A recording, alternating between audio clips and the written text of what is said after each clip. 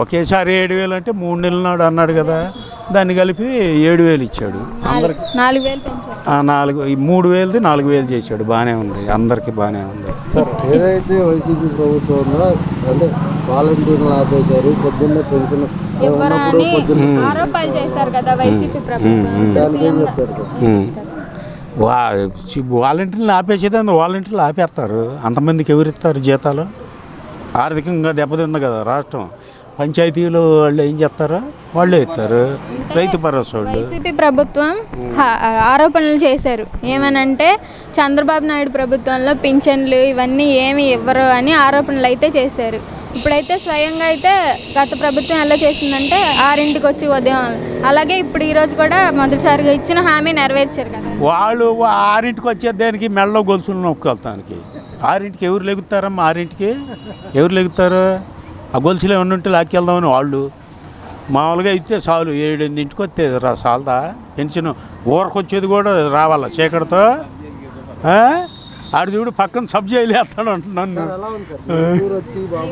మా ఊరు వచ్చి బ్రహ్మాండంగా ఉంది. మంగళగిరి నియోజకవర్గం బాగా మెజార్టీతో గెలిపించాం. బాగుంది, మంచి పనులు చేస్తాడు. మా పొలం కూడా కొంత ఇలేదు సిఆర్డీలకి. ఆ పొలం కూడా మాట్లాడతాం. ఇందాక అడిగాను, మాట్లాడదాం అన్నాడు. మా పొలం గురించి కూడా అడిగాము. ఇచ్చిన హామీలన్నీ నెరవేరుస్తారా? ఇప్పుడు మనం విజయవాడ వెళ్ళమా?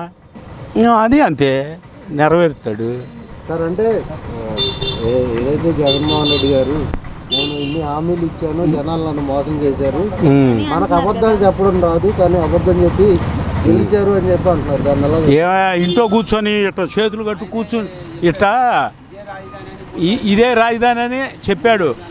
ఈ పొలం చాలు అన్నాడు, అన్నిటికీ ఒకే అన్నాడు. తిప్పేం చేశాడు? 3 రాజధానులు అన్నాడు. ఎందుకు 3 రాజధానులు అంటే అందరు కలిసి ఓట్లు వేస్తారు మళ్ళీ గెలుద్దామని.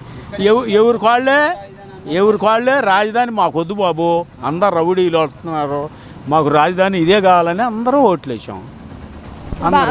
బాబు గారు వచ్చారు కదా, రాజధాని చేస్తారని మీరు అనుకుంటున్నారా? రాజధాని చేసేదాన్ని దాని తాత అయిపోద్ది, ఇక తన్నుకుంటూ అయిపోద్ది.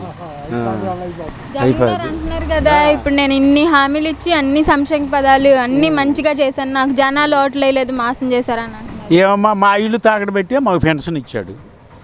ఆయన డబ్బులు ఏడితే ఇచ్చాడు? డబ్బులు తేలేదు కదా. మా ఇల్లు తాకట్టు పెట్టి మాకే ఇచ్చాడు. ఆయన ఏడదిచ్చాడు?